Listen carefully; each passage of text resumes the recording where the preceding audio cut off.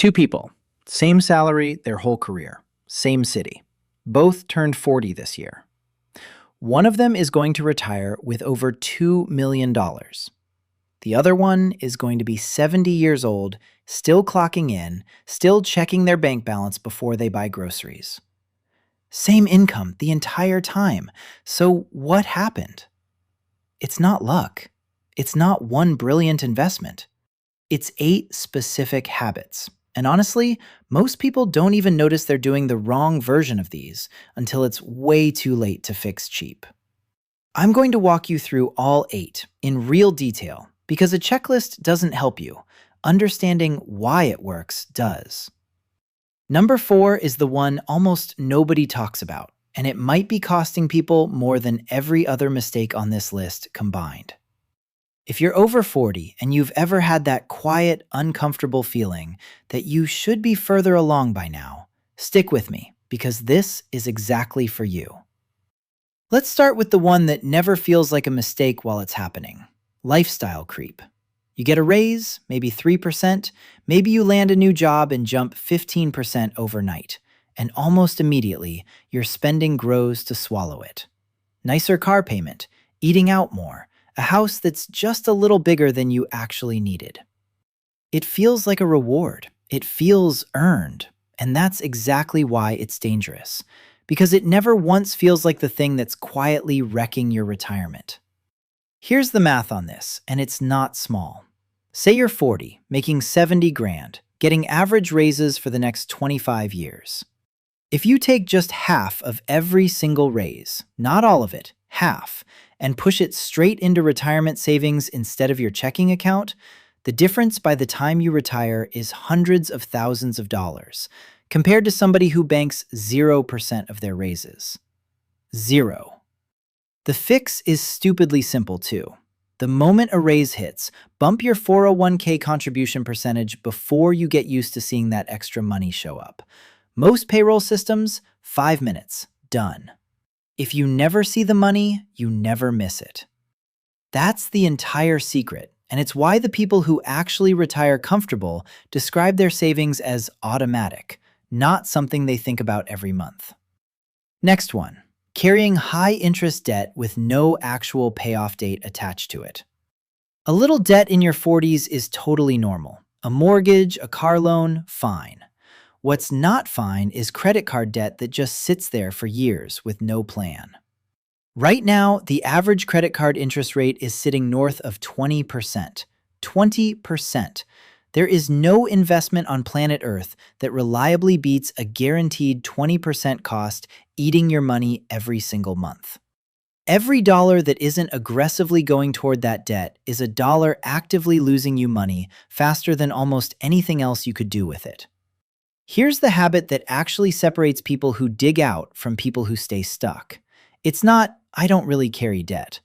It's having a specific month and year written down with a fixed payment attached to it. Not, I'll pay extra when I can, an actual date.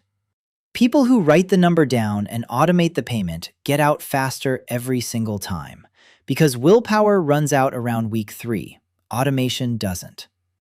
If you've got multiple balances, list them highest interest rate to lowest. Throw everything extra at the top one while paying minimums on the rest. That's the avalanche method, and mathematically it saves you the most money, full stop. Third one, never actually calculating a real number. Ask most 40-somethings how much they need to retire, and you'll get a shrug, or some round number picked basically at random. $1 million because it sounds like a lot. The problem with never doing the math is that it makes every decision fuzzy. You can't know if you're behind or ahead if you've genuinely never run the numbers. And that fuzziness is dangerous because it lets you quietly undersave for years with no alarm going off anywhere. Here's a fast way to get a real estimate instead of a guess. Take your expected yearly spending in retirement. Realistically, not your current spending. Adjust for the mortgage that'll be paid off and the healthcare costs that'll go up. Multiply that number by 25. That's based on a sustainable withdrawal rate, around 4% a year, meaning your money can support that spending for a long retirement without running dry. Spend 60 grand a year, you're looking at roughly 1.5 million as your target. Sounds intimidating. And that's the point. A vague fear paralyzes you. A specific number, you can actually build a plan around, break into a monthly target, track your progress against. People who retire wealthy check this number every year or two, like checking a map on a long drive. People who don't never even open the map. Okay, number 4, the one I promised you.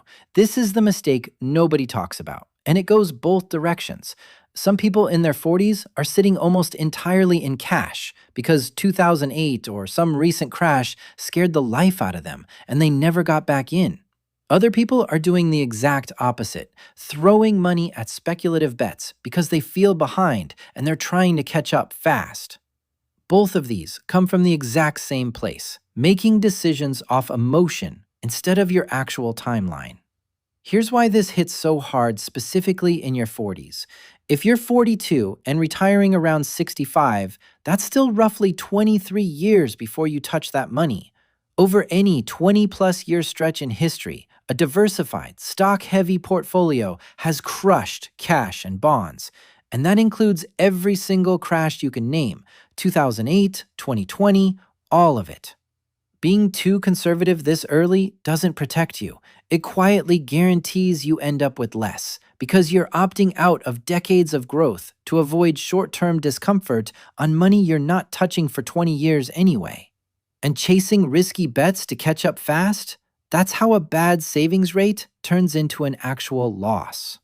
There's no shortcut. Compounding rewards time in the market, not timing the market, and definitely not trying to double your money in a year through speculation. The fix is boring, and boring works. A diversified, low-cost portfolio matched to your actual timeline, contributed to consistently, left alone through the noise. The wealthy retirees you'll meet didn't make one genius bet. They just didn't panic sell in 2008, didn't panic sell in 2020, and kept going. Number 5, financing depreciating stuff on a rolling basis. Simple one, but it's everywhere. A car loan finally gets paid off, and instead of redirecting that payment into savings, a new loan for a nicer car takes its place immediately. Do that for a couple decades, and you're talking about hundreds of thousands of dollars that went into vehicles that lost most of their value the second they left the lot, instead of into something that actually grows. The fix? The moment a loan disappears, that exact payment becomes a non-negotiable transfer into savings for at least a year or two before you even think about new debt. You already proved you can live without that money. You were paying it every month for years. This isn't about never buying a car again. It's about breaking the cycle of replacing debt with more debt the second it's gone. Number 6, and this one's almost embarrassing because it's so easy to fix. Leaving free money sitting on the table. If your employer offers a 401k match and you're not contributing enough to get the whole thing, that's not a minor oversight. That's you actively declining part of your paycheck. A common match is 50 cents on the dollar, up to 6% of your salary.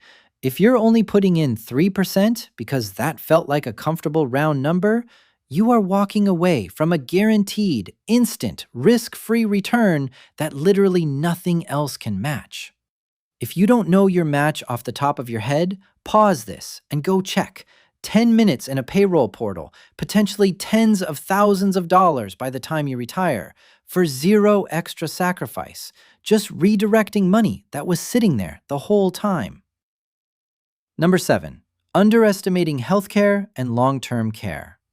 This is the one that blindsides people who genuinely did everything else right. Healthcare in retirement isn't a minor line item. For a couple retiring today, out-of-pocket costs through retirement commonly run into the hundreds of thousands, even with Medicare, once you count premiums, dental, vision, prescriptions that don't get fully covered. And that's before long-term care even enters the picture. Home aides, assisted living, nursing care, which most people assume Medicare handles. It mostly doesn't. The habit that protects you here is treating healthcare as its own separate savings goal, instead of letting it get absorbed into one vague retirement number.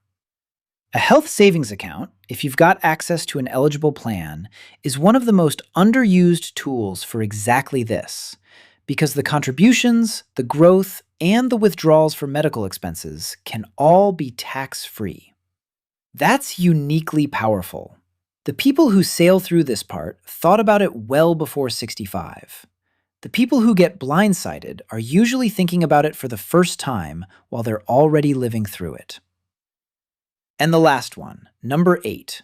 And honestly, this might be the most important one right now, because it's actively changing while most people your age haven't caught up to it yet. Most people treat Social Security as a someday problem, something to figure out when retirement actually gets close. But the age you claim it, anywhere from 62 to 70, can shift your monthly check by over $1,000 permanently for the rest of your life. That is not a detail you want to be figuring out last minute. And here's what makes this urgent specifically for people in their 40s and 50s watching right now. Social Security's trust fund is currently projected to run short in the early 2030s. If Congress doesn't act, that could mean an automatic cut somewhere north of 20% for everyone drawing benefits at that point. And depending on when you plan to claim, that includes a lot of you. This doesn't mean Social Security disappears. It almost certainly doesn't work that way. But it does mean the old advice, just wait until 70 for the bigger check, needs a second look. Because the environment that advice was built for is shifting under our feet right now. I'm doing a full breakdown on exactly how the claiming math changes because of this. Numbers that genuinely surprised me when I dug into them. So make sure you're subscribed for that one. For today, the habit that matters is just this. Don't leave this until you're 63 and scrambling. Start understanding it now, while you've still got decades to adjust around whatever actually happens. So here's the honest truth sitting underneath all 8 of these. None of them are about being smarter than everyone else, or getting lucky, or making one brilliant move nobody else thought of. They're about closing the small, invisible leaks, the raise that quietly disappears, the debt with no deadline, the free match money nobody claimed, the number that never got written down. The people who retire wealthy aren't superhuman. They just caught these habits 10 or 20 years earlier than everybody else, and let time do the rest of the work for them.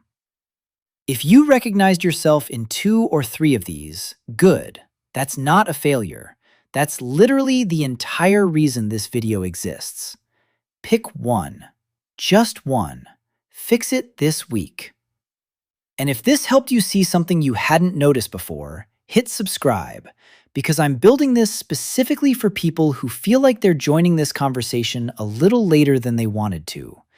And I promise you, it is genuinely not too late. I'll catch you in the next one.